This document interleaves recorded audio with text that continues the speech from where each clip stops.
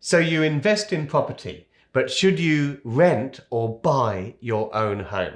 In this video, I'm going to share with you 10 things that you need to think about before you make that decision.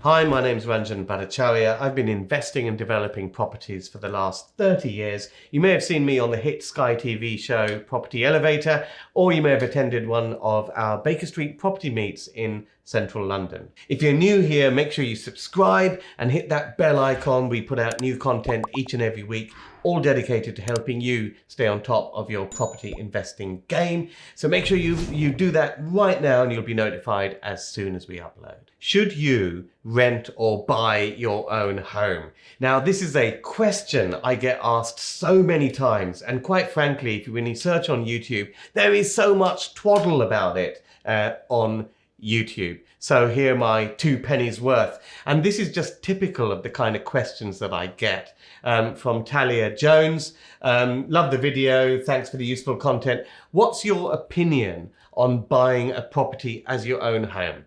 Buying below market value, adding value, renting out a spare room to create cash flow, and all of this. I'm 21 years old. I'm starting out. Lived on the south coast of the UK, where house prices are typically high, and the deposit amount is a bit of a challenge. Could this be a good way to acquire low upfront cost asset?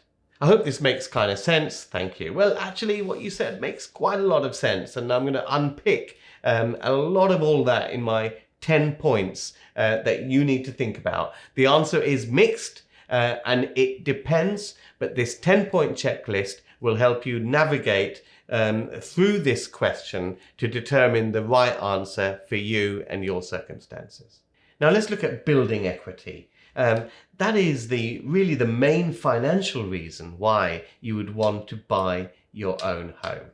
Now, to do this, we're not talking about some new build or some help to buy type of scheme. Remember, help to buy, well, that's a topic for a whole other video. It's actually help to sell. It actually helps developers sell their properties at the maximum price. Now, my golden rule in property is if you buy off a developer, then you're not going to get the best deal possible in the marketplace. The clue is the job title of who you're buying from. A developer seeks to maximize the value of every square foot of space in that particular development, and that's what they're doing. So there's nothing left for you. If you want to build equity, actually a recession is the best time to do that. And we're coming into a period, 2021, where it's going to be absolutely great to do the age-old strategy of buying the worst house in the best street. You try to find property that's a little bit distressed, a little bit unkept, a little bit unloved, that needs a bit of renovating, that needs a bit of updating. And ideally, you buy it from a motivated seller. What that means is that you're going to buy it at under market value. And that means that you make your money when you buy. If you can buy property in this way, which is cheaper than the market value, then you've built some equity from day one. And if you buy a property that needs fixing up, then you're fixing it up and renovating it to your own taste, for your own enjoyment to live in. But at the same time, you're adding extra value. So building equity is a key reason why you'd buy your own home. And in a recession, you've got the opportunity to buy distressed properties at cheap prices, fix them up and build equity straight off the bat from near to day one. Number 2 is to pick your area right.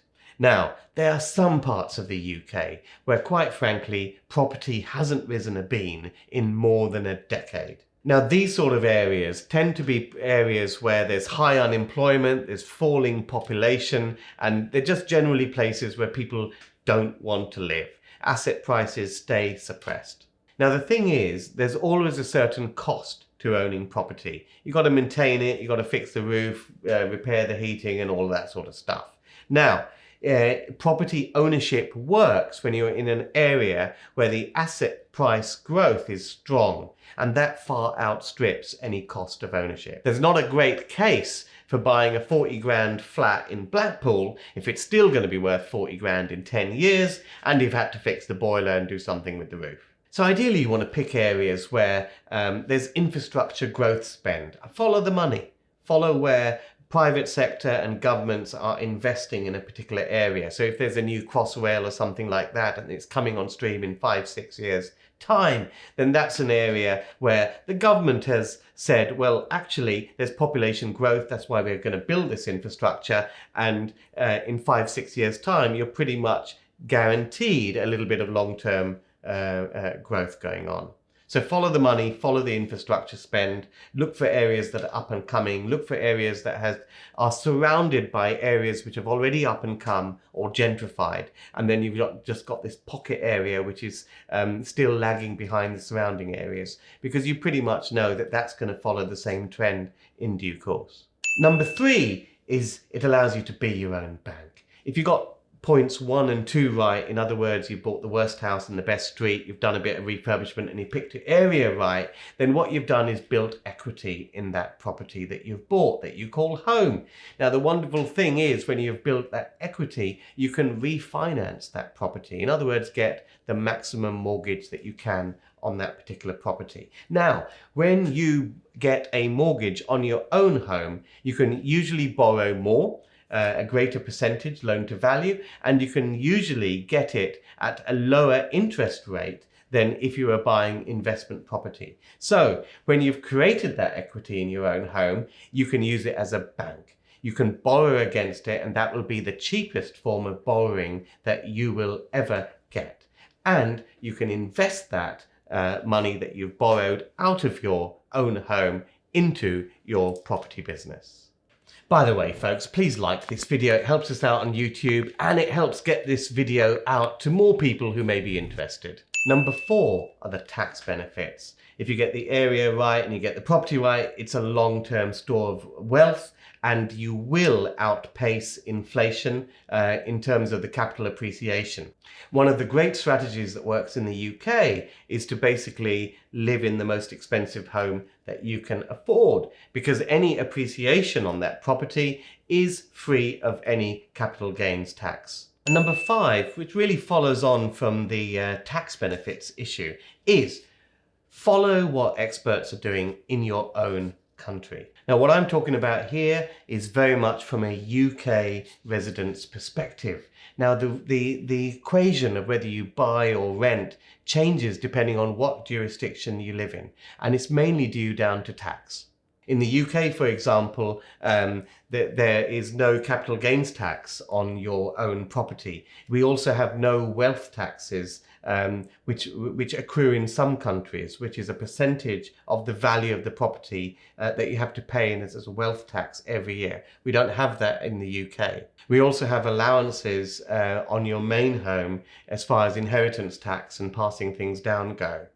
In some countries, for example, not in the UK, if you have a mortgage on your own home, you can claim that mortgage interest as a deduction against your income tax liability. So that might further change the equation if you live in one of those countries. So do remember, when you are doing your research on YouTube, you'll come up with all sorts of random guys, including me. But make sure that when you listen to some random guy off YouTube, that they're at least from the country in which you reside, because they will be speaking from the same taxation perspective. So number 5 is follow the experts in your own country. Number 6 is follow the money in your own country. What are successful people doing who reside in your country? If we look at the UK, for example, what I've just advocated in this video is exactly what successful people have done. So what are successful people doing here in the UK? Well, look at our very own Simon Cowell. Simon Cowell here is upgrading his £15 million London mansion with outdoor pool and all the rest of it. Typically, these guys are buying shabby properties in good areas with long-term appreciation potential, and they're adding significant value to them. Likewise, we have Dragon's Den star James Caan, who is building a luxury basement in his London home. Lord Sugar is facing a little bit of a planning battle, knocking down his existing Essex mansion, as the newspaper describes it, to replace it with basically a new build property. There are plenty of examples of successful people in whatever field who actually choose to follow this strategy of picking a good area, buying a distressed property and adding significant value to it for the advantages that I've spoken about.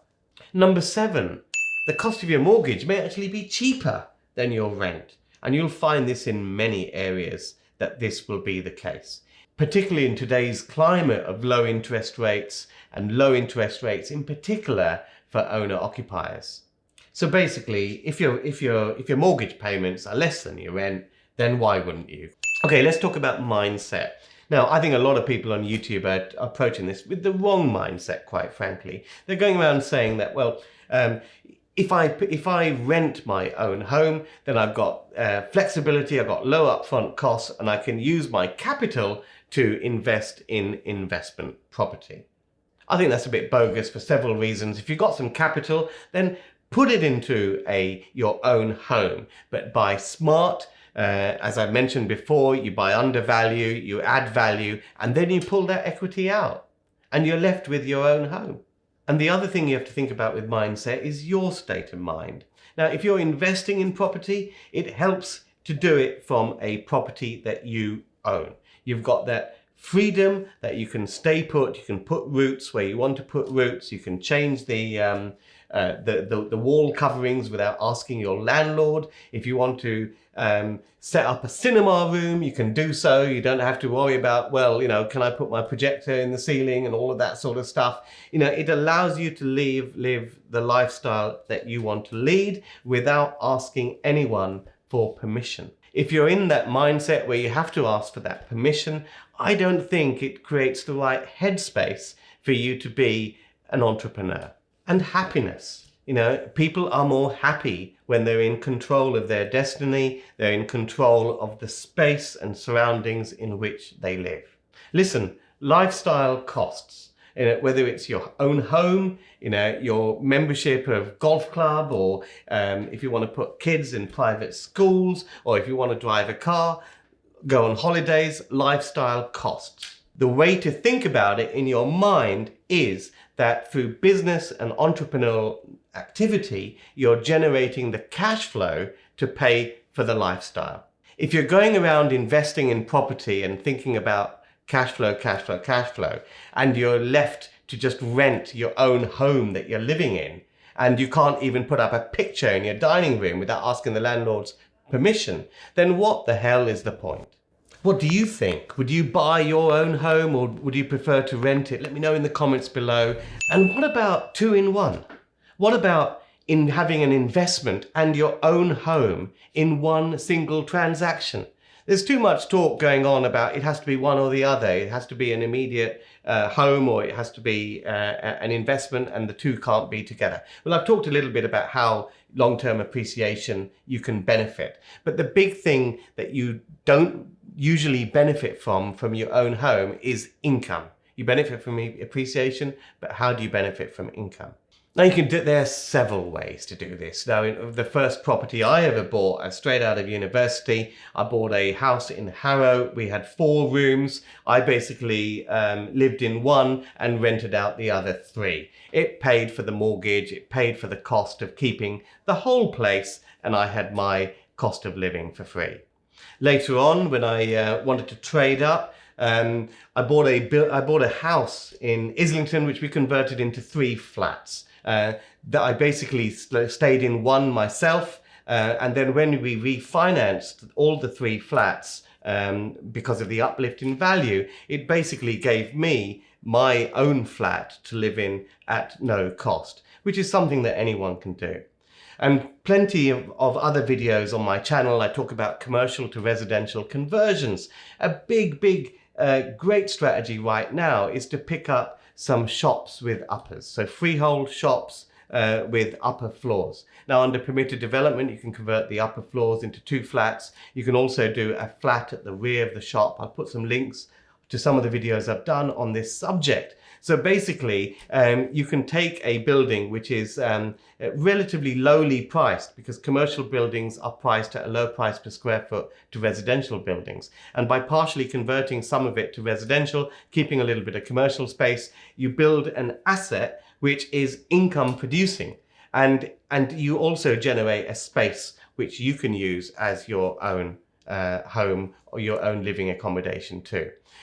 With more sort of deluxe homes as well, there are plenty of homes with things like granny annexes and separate accommodations that can be hived off to produce some rental income. So if you look for the right type of property, you can combine both objectives in one. And number 10, buying your own home can be sure and steady. If you factor in all the points that I've given you in this 10-point checklist, then pretty much the upfront work is at the time you're choosing and purchasing your own home. Once you've done it and you've moved in and you live in it, it's pretty much live and forget. Long-term capital appreciation will do the rest for you. If you were going to do something alternative to that, it needs a high degree of active management. Yes, you can invest in the stock market, but you're constantly looking at whether the market's up, down, or sideways, and constantly having to trade in or out of stocks to protect your position.